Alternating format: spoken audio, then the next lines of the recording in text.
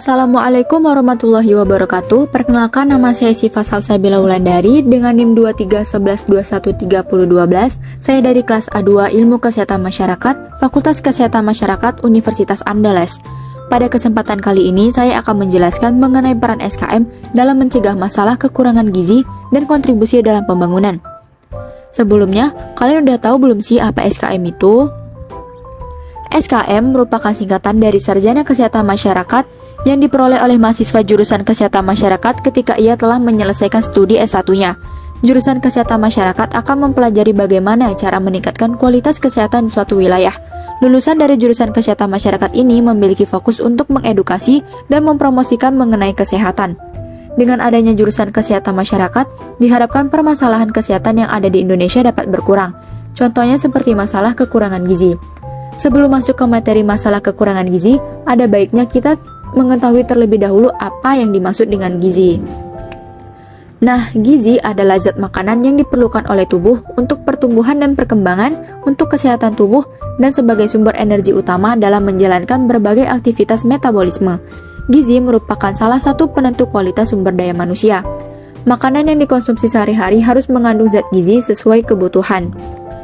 Apabila semua orang mengonsumsi makanan yang mengandung zat gizi, maka kualitas sumber daya manusia di Indonesia akan sangat baik.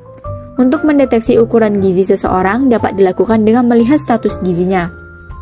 Status gizi adalah ukuran keberhasilan dalam pemenuhan nutrisi yang diindikasikan oleh berat badan dan tinggi badan.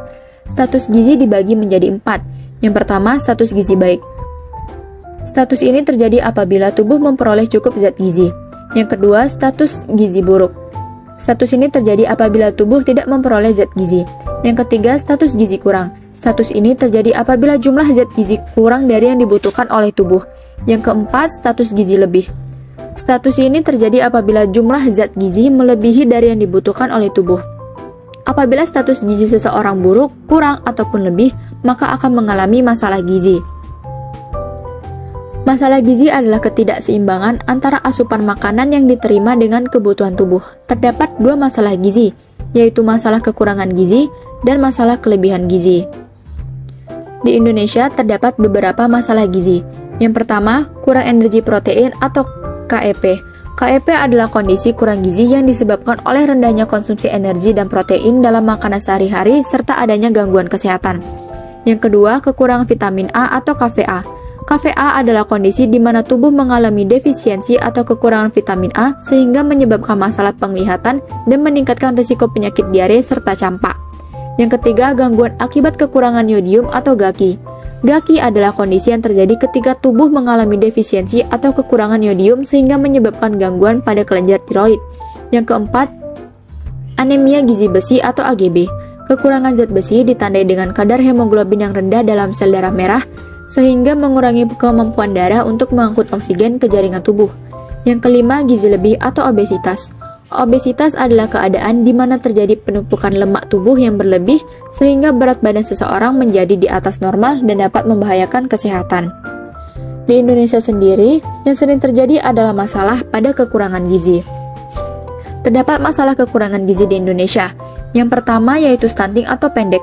Stunting adalah masalah kurang gizi kronis yang disebabkan oleh asupan gizi yang kurang dalam waktu yang cukup lama akibat pemberian makanan yang tidak sesuai dengan kebutuhan gizi dalam tubuh. Yang kedua, wasting atau kurus. Wasting adalah kondisi ketika berat badan anak menurun, sangat kurang, atau bahkan berada di bawah rentang normal. Yang ketiga, underweight atau gizi kurang. Underweight adalah kondisi saat berat badan anak berada di bawah rentang rata-rata atau normal. Penyebab kekurangan gizi disebabkan oleh kekurangan makronutrisi yaitu karbohidrat, lemak, dan protein.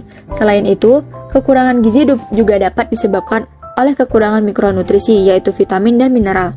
Terdapat beberapa faktor yang menyebabkan kekurangan gizi, antara lain ketidaktahuan orang tua tentang gizi, tingkat sosial ekonomi yang rendah, kebersihan lingkungan yang buruk, dan menderita penyakit tertentu seperti penyakit Crohn dan radang usus. Untuk mengatasi berbagai masalah kekurangan gizi, peran SKM sangat diperlukan. Contoh peran SKM tersebut, yang pertama surveillance gizi. Surveillance gizi adalah kegiatan pengamatan terhadap status gizi yang bertujuan agar pengambilan keputusan dalam penentuan kebijakan dan program pemerintahan dapat terarah kepada perbaikan gizi buruk masyarakat. Yang kedua, dengan melakukan penyuluhan. SKM dapat melakukan kegiatan penyuluhan kesehatan mengenai gizi, pencegahan gizi buruk, cara penanganan gizi buruk yang baik dan benar, dan pengaturan pola makan. Yang ketiga, bakti sosial. Bakti sosial dapat dilakukan dengan membagikan suplemen dan vitamin gratis serta membagikan buah secara gratis. Yang keempat, pendampingan secara langsung. Pendampingan secara langsung akan mempermudah dalam menangani para penderita gizi buruk dan secara tidak langsung dapat melakukan promosi kesehatan tentang gizi. Jurusan Kesehatan Masyarakat berkontribusi dalam Sustainable Development Goals atau SDG. SDG adalah pembangunan yang meningkatkan kesejahteraan ekonomi masyarakat, kehidupan sosial masyarakat, kualitas lingkungan hidup masyarakat, dan pembangunan yang menjamin keadilan dan terlaksananya tata kelola yang dapat meningkatkan kualitas hidup generasi berikutnya. Terdapat 17 tujuan utama dalam pembangunan berkelanjutan. Yang pertama, tanpa kemiskinan. Kedua, tanpa kelaparan. Ketiga, kehidupan sehat dan sejahtera. Keempat, pendidikan berkualitas. Kelima, kesetaraan gender. Keenam, air bersih dan sanitasi layak.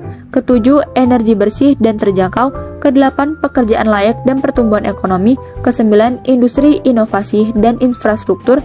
Kesepuluh, berkurangnya kesenjangan. Kesebelas, kota dan pemukiman yang berkelanjutan. Kedua belas, konsumsi dan produksi yang bertanggung jawab. Ke-13, penanganan perubahan iklim. Ke-14, ekosistem lautan. Ke-15, ekosistem daratan. Ke-16, perdamaian, keadilan, dan kelembagaan yang tangguh. Dan yang terakhir, kemitraan untuk mencapai tujuan. Sekian yang dapat saya sampaikan. Mohon maaf apabila ada kesalahan maupun kekurangan. Saya akhiri dengan wabillahi taufiq wal hidayah. Wassalamualaikum warahmatullahi wabarakatuh.